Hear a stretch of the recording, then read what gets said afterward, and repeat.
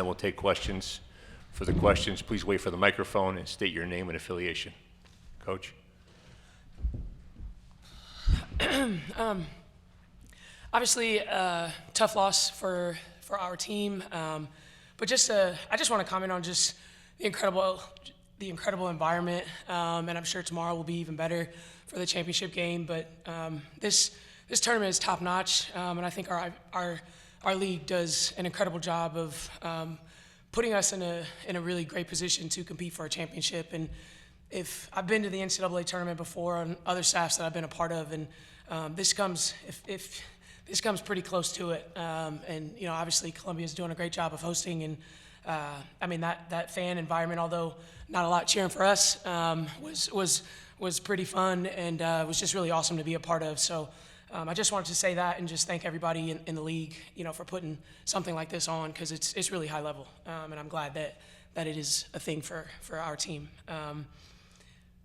About the game, I first of all credit to Columbia. I have a ton of respect for Meg and what they're doing and what they've been building now for 8 years, and I think it's you want some of that magic to happen. You felt it again, from the outcome that we had last year against them in the semis.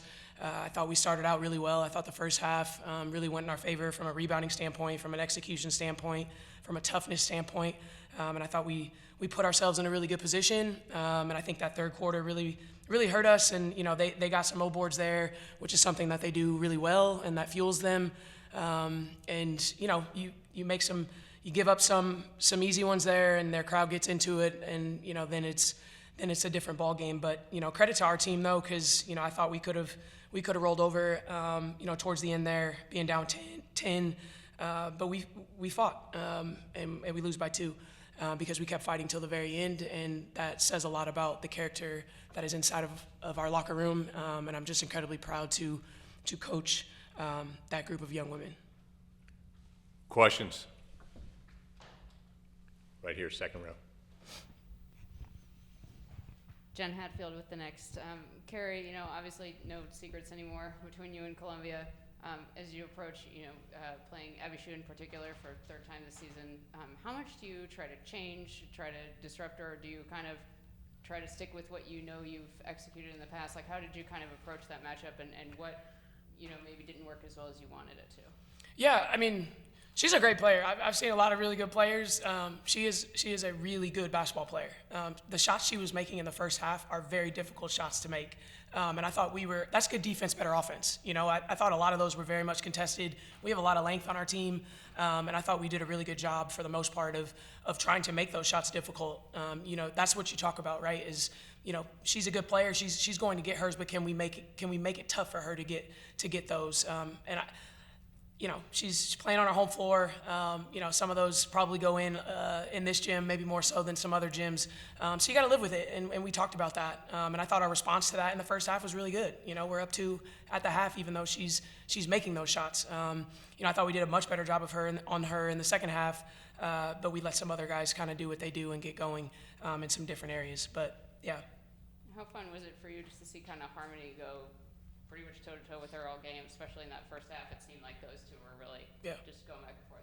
Yeah, also a really good player, right? And that's what you want to see this time of year, is really good players going at it and making plays in March. And I thought Harm came out exceptional in that first half. I was hopeful that second half would look like that for her as well, but I thought there were some lapses there just from an execution standpoint that if I could get back, I would definitely take them. But yeah, she led. She grew up in this moment, and I asked her to really remember this feeling, and we are building something really special in our locker room. And I'm a firm believer that what is delayed is not denied, and these moments will fuel us and help us in the future. We'll go to Doug in the front row. Hey, Coach, Doug Feinberg, the AP. Hi, Doug. You guys have had a wonderful season, and as you said, trying to build something in the locker room.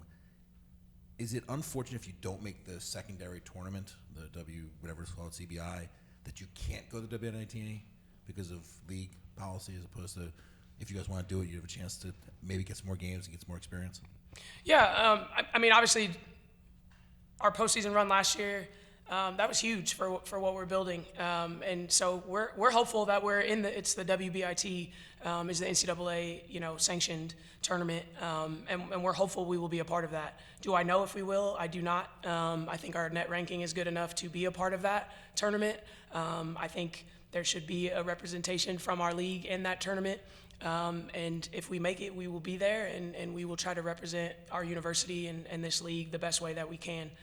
I control what I can control, and I can't control that decision. And I do what my bosses tell me to do, which is we cannot play in the WNIT any longer. Any other questions?